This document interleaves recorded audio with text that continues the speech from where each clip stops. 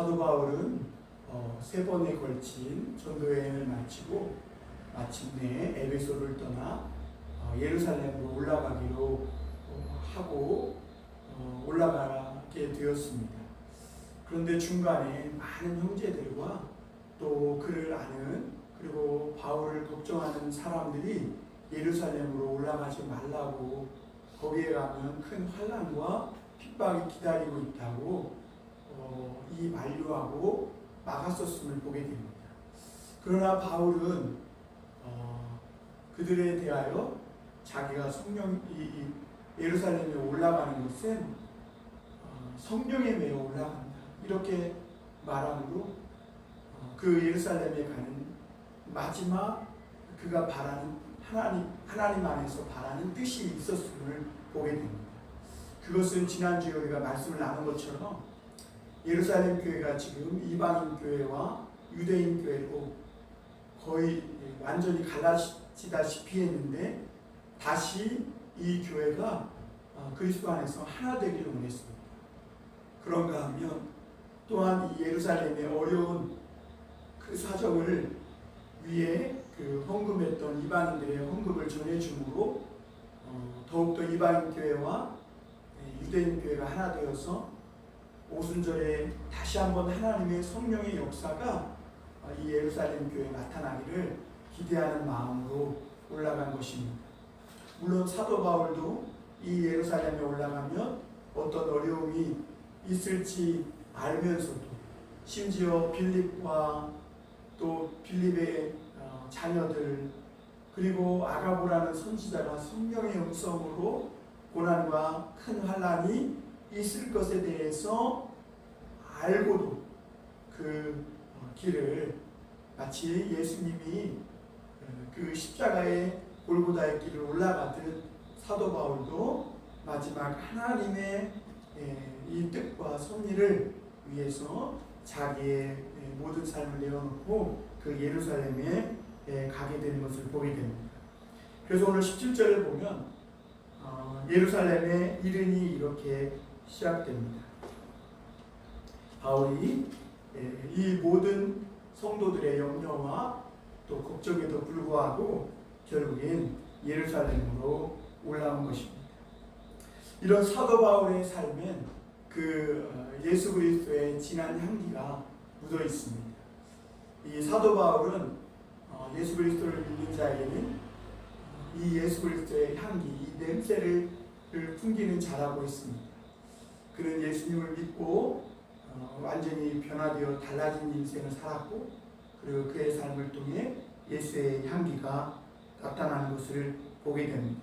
그럼 오늘 사도 바울이 지금까지 물론 3차의 전도 여행을 걸치며 그가 살아온 회심 이후에 살아온 모든 삶이 예수 그리스도의 그 발자취를 따르는 삶이었고 예수의 향기를 풍기는 삶이었지만, 오늘 본문 중심으로 바울의 신앙의 어떠한 면이 예수님의 향기를 날리는 모습인지, 또 우리는 그 사도 바울의 삶에 나타나는 그 예수의 향기를 통해 그 향기가 오늘 우리에게서도 또 나타나기를 그렇게 기도하고 소망하는 우리가 되었으면 좋겠습니다.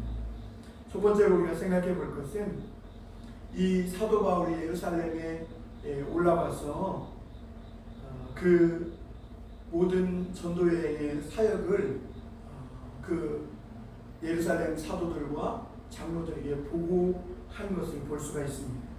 우리 17절에서 19절 우리 다시 한번 보겠습니다. 예루살렘에 이르니 형제들이 우리를 기꺼이 영접하거늘 그 이튿날 바울이 우리와 함께 야고보에게로 들어가니 장로들도 다 있더라.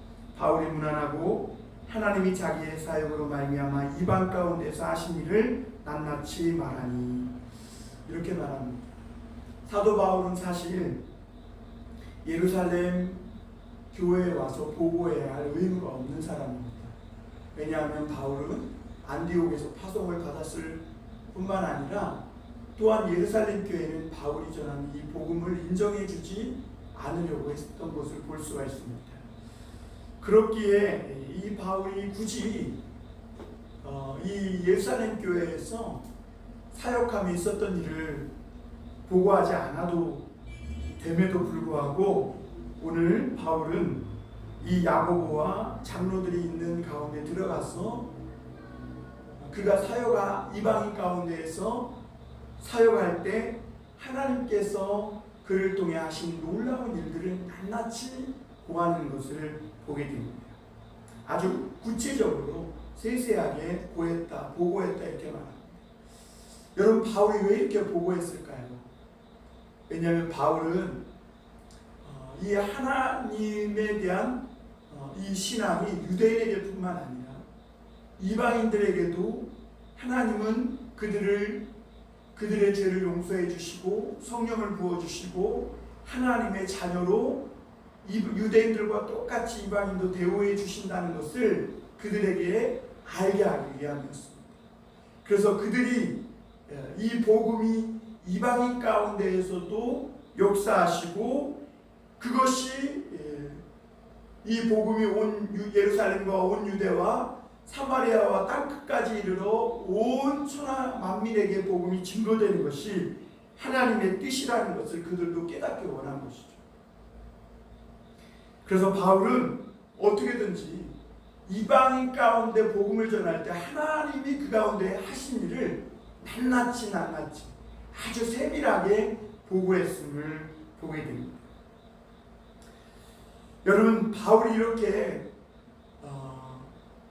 이 야고보와 유대인 장로들에게 또한 보고한 것은 어떻게 보면 사실은 굳이 하지 않아도 됨에도 불구하고 이렇게 낱낱이 세세하게 보고하는 또 하나의 이유는 질서를 따르기 위함이었습니다. 사실 바울은 이 안디옥 교회에서 파송받았고 또 예루살렘 교회는 바울을 그렇게 좋아하지 않았기 때문에 굳이 예루살렘에 갈 필요도 없었고 또 예루살렘 교회에 가서 바울에게 있었던 하나님의 역사를 굳이 다 이야기할 필요도 없었습니다. 그저 인사만 해도 돼요. 그럼에도 불구하고 이렇게 보고하는 것은 이 사도 바울이 예루살렘에 있는 사도들의 권위를 인정하고 교회의 질서를 세우고자 함이었음을 보게 됩니다. 여러분, 예수님도 이 공생애를 시작하기 전에 세례 요한에게 세례를 받으시고 그렇게 하나님의 의를 이루는 것이 합당하다 이렇게 말합니다. 여러분, 우리 그리스도인들이 잘못 생각하는 것 중에 하나가 믿음이면 다 된다고 생각하는 잘못된 경향이 있습니다. 그런데 여러분, 이 믿음의 합리성이라는 것이 더해져야 합니다. 왜냐하면 하나님이 이 온 세상을 창조하실 때 합리적으로 창조하셨고 조화롭게 창조하셨기 때문에, 그래서 혼돈과 어둠 가운데 있는 이 세상에 하나님은 말씀으로 질서를 세우신 것입니다. 그런데 마치 많은 그리스도인들이 은혜만 있고 믿음만 있으면 된다는 생각으로 교회 안의 질서를 무시하고 그리고 하나님의 역사만 있으면 된다고 생각하는 이런 잘못된 생각을 하는 경우가 있습니다. 그것은 오늘 예수님이 세례 요한에게 세례를 받고 하나님의 사역을 시작하는 그런 주님의 어떤 절차, 과정 이런 것을 무시하지 않고 하나님의 질서를 계획하는 질서를 세워가는 예수님의 모습과는 사뭇 다른 모습인 것이죠.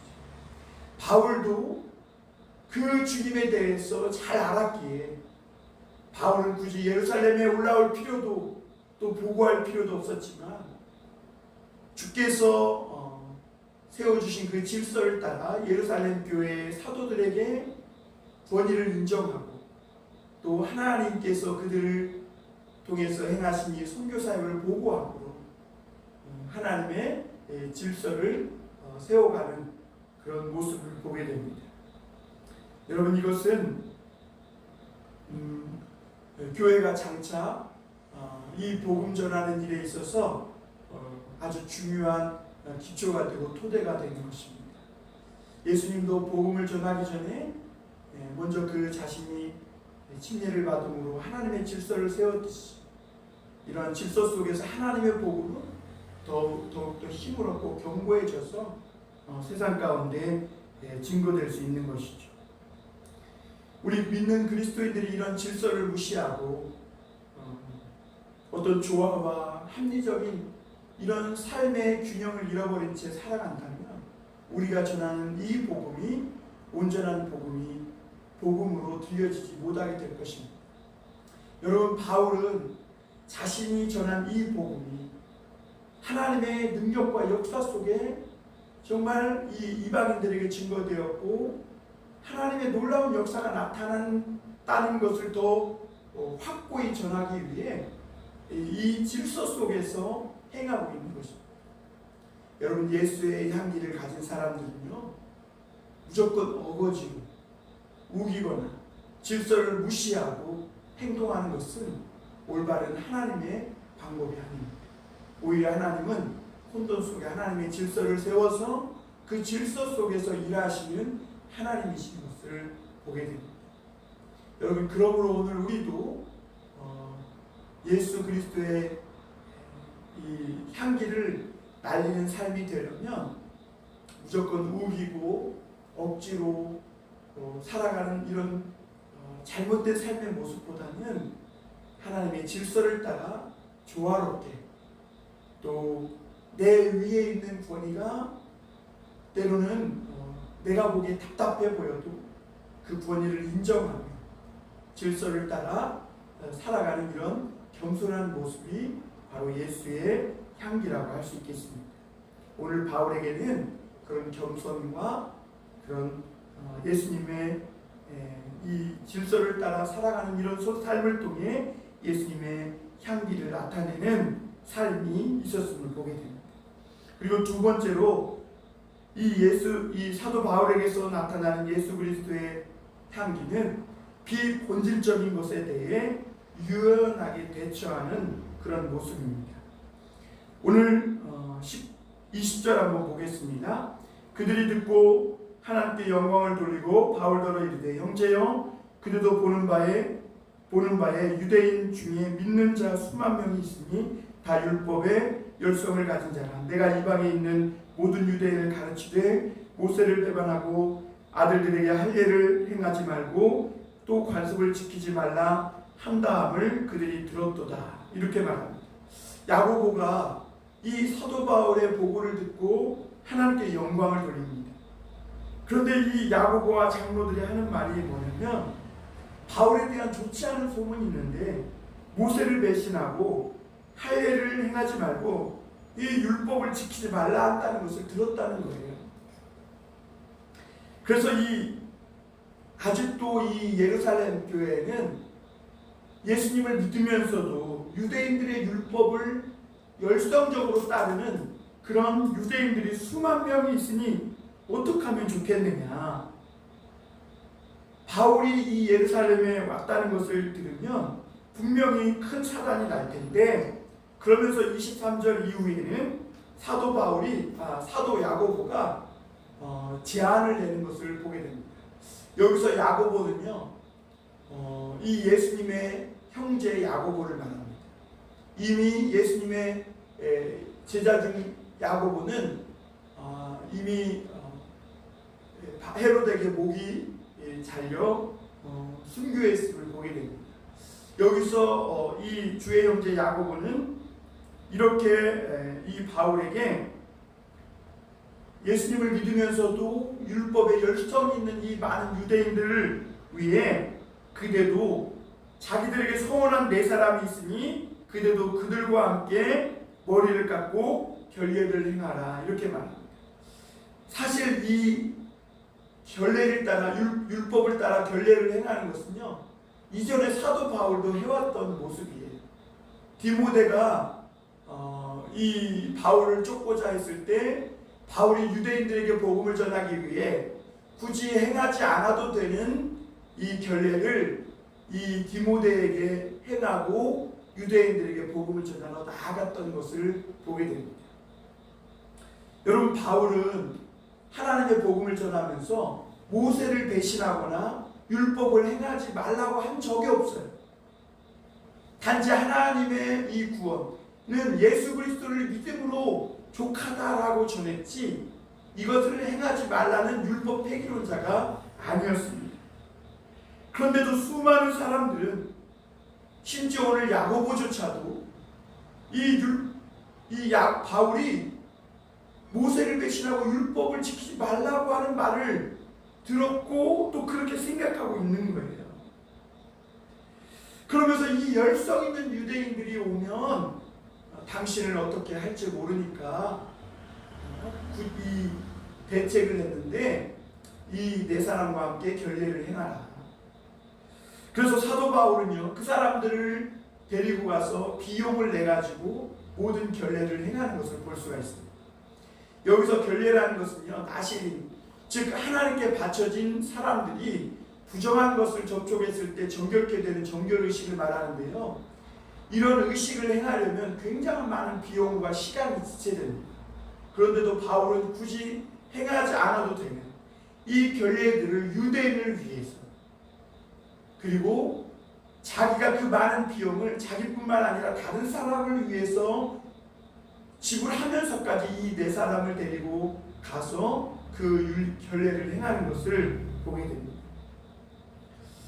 여러분, 이러한 사도 바울의 모습 속에서 사도 바울은요 본질적인 것에 대해서는 양보하지 않았지만 비본질적인 것에 대해서는 언제나 유연하게 대처하는 모습을 보게 됩니다. 여러분, 이 예수님을 믿으면서도요 얼마든지 이 결례를 행할 수 있어요. 모세의 율법을 지켜도 되고 율법을 지켜도 돼요. 아니, 오히려 그러면 더 좋은 거예요.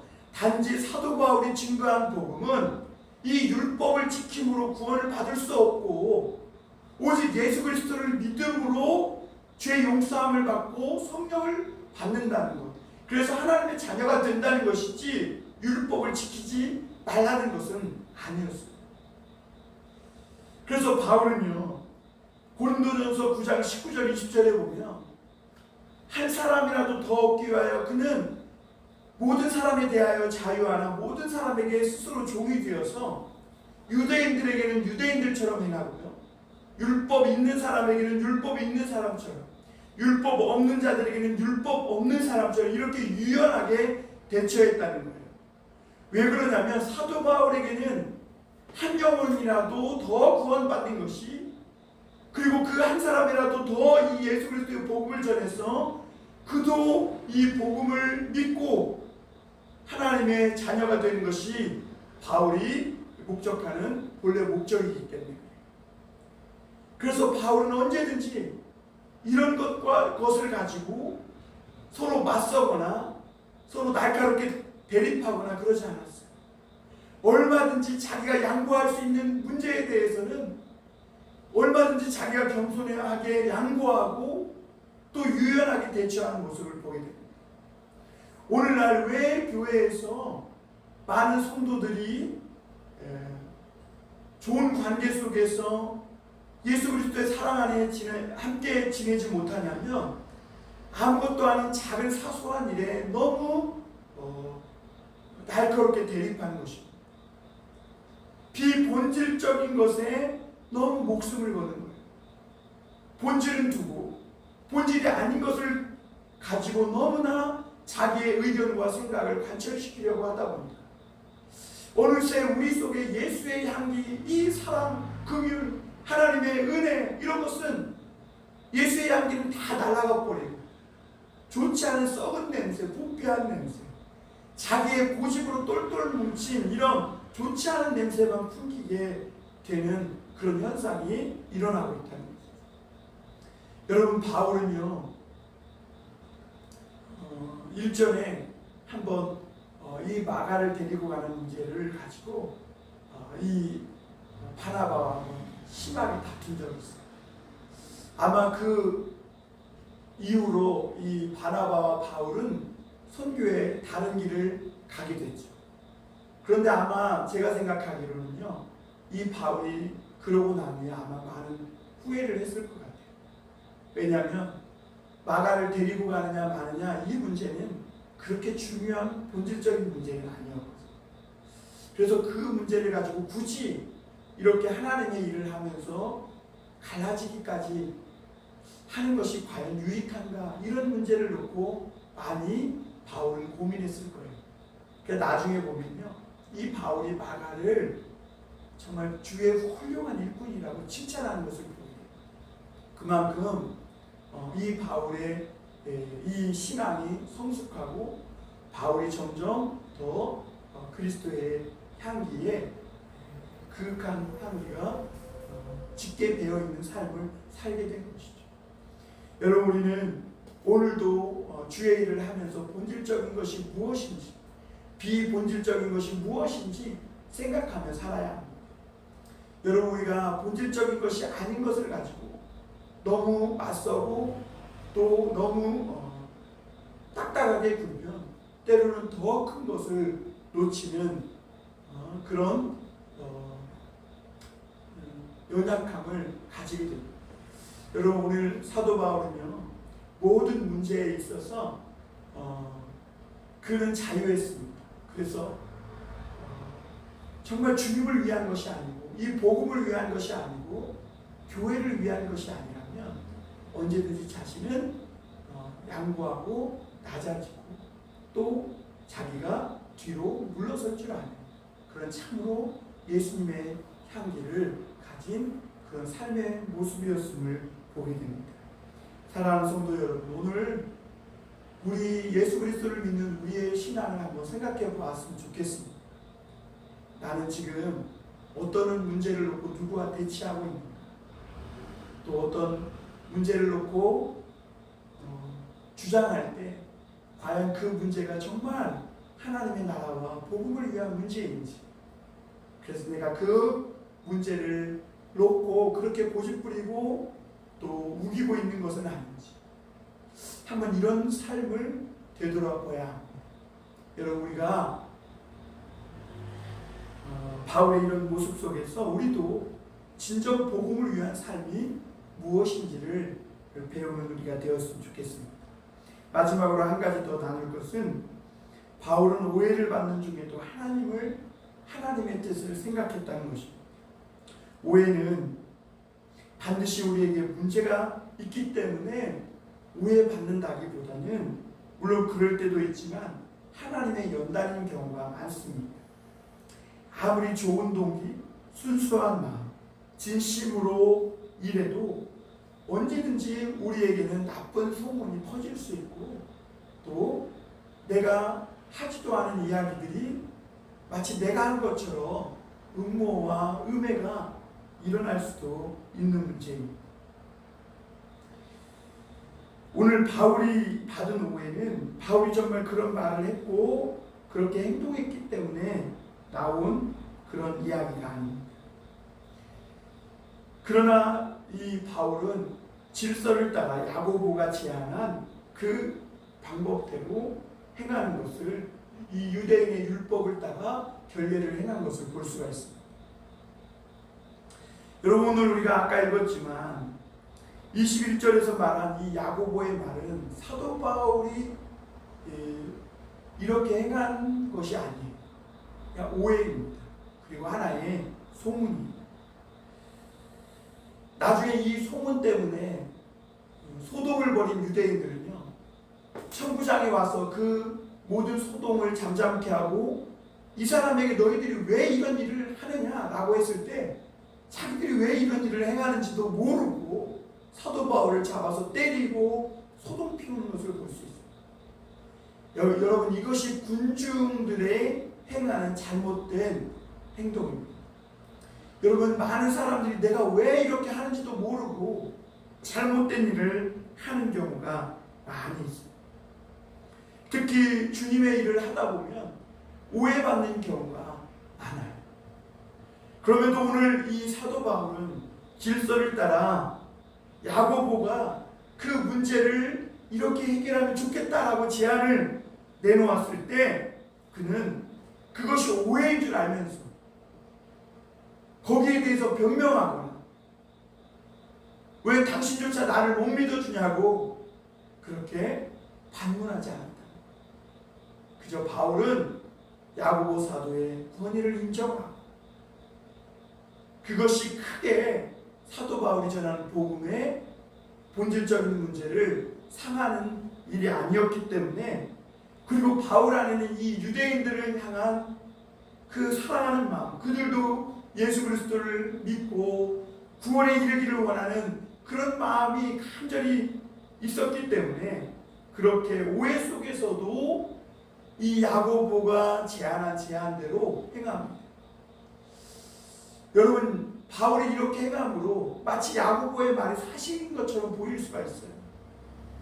그러나 여러분, 바울이 이렇게 했다고 해서 지금 야고보가 한 말이 사실이 아니에요.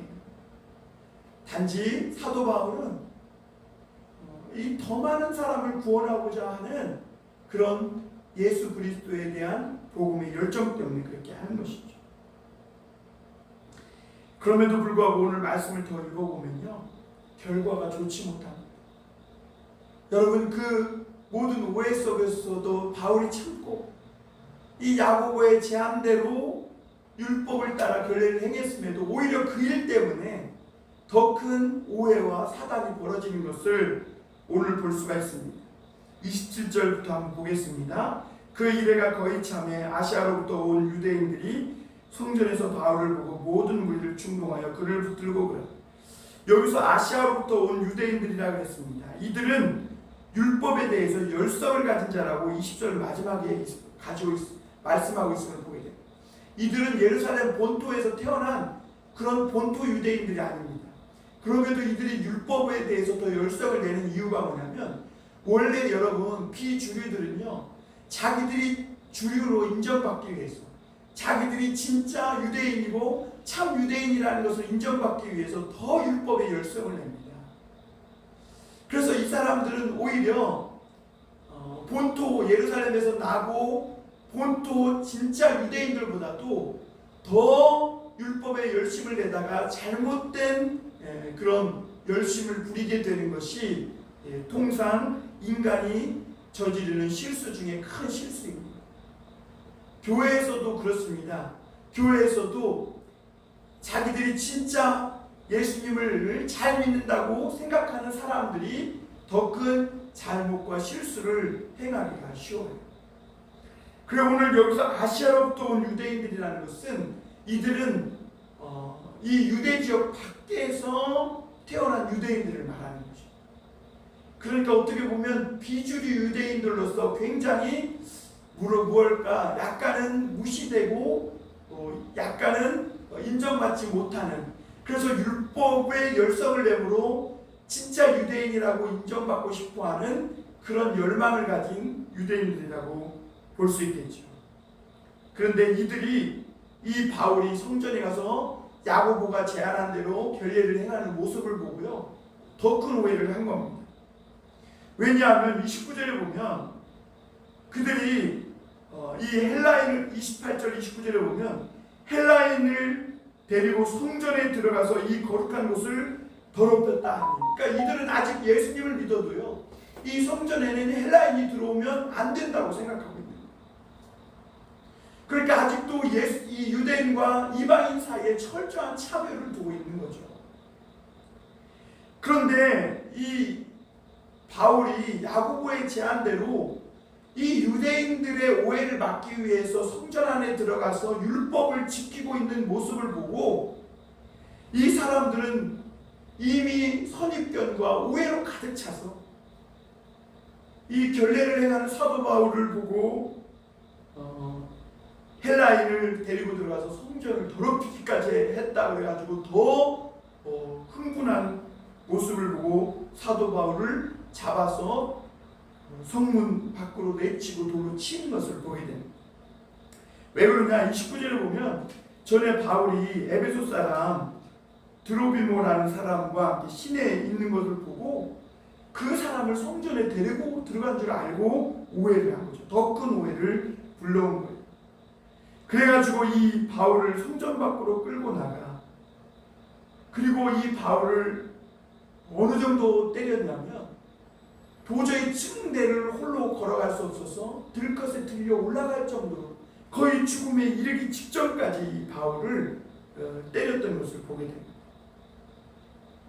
이런 오해 속에서도 바울은 어떤 생각을 했을까요? 자기가 예루살렘에 올라가기 전에 많은 사람들이 성령의 음성으로 예언했던 것이 바로 이거구나 라고 바울은 생각했을 거예요. 그렇기 때문에 이런 정말 말 같지도 않은 오해를 받으면서 또 야고보 사도의 제안대로 했잖아요. 그런데 오히려 그것 때문에 더 큰 죽음의 위험을 당해요. 그럼 보통 사람은 어떻게 하겠어요? 야고보 사도 말대로 하다가 내가 이 꼴을 당했다고, 내가 지금 이런 상황을 당하는 것은 지금 내가 계획한 것이 아니라고 막 변명하거나 오히려 맞대응하거나 그러지 않아요. 오히려 그 매를 다 맞으면서도 그 가운데 더 큰 하나님의 섭리와 그 안에 숨어있는 하나님의 뜻을 생각하며 그 모든 환난과 그 어려움을 다 견디는 것을 보게 됩니다. 그런데 여러분, 거기서 하나님의 놀라운 역사가 나타나죠. 이 소동이 일어날 때 거의 바울이 맞아 죽기 직전에 하나님은 천부장과 로마의 천부장을 보내서 이 바울을 살리고, 그리고 이 바울이 마침내 로마까지 가게 되는 놀라운 하나님의 섭리가 있게 하시는 것을 보게 됩니다. 여러분, 이 사도 바울은 이렇게 오해를 당하고 매를 맞고 그로 인해 죽음의 직전에 놓이는 상황에서도 그는 이 하나님의 뜻을 생각하는 바울의 모습을 마치 예수 그리스도께서 알지 못하는 죄인들에 의해 뺨을 맞고 조롱당하고 또 수치와 모욕을 당하며 십자가에 못 박혀 죽으시기까지 그런 모든 오해 속에 있음에도 불구하고 그것이 주님의 십자가요 뜻이라는 것을 알고 기꺼이 십자가에 달려 아버지의 뜻대로 죽으셨던 거죠. 오늘 예수 그리스도의 복음을 전하는 이 사도 바울도 그런 모든 오해 속에서도 그 속에 나타난 하나님의 뜻에 자기의 생명까지 내어놓고 굴복하고, 그래서 자신의 연약한 삶을 통해 하나님의 섭리가 이루어지기를 바라는 그런 모습을 보게 됩니다. 여러분, 이 모습이 바로 사도 바울에게서 나타난 정말 그 예수의 향기가 아니겠습니까?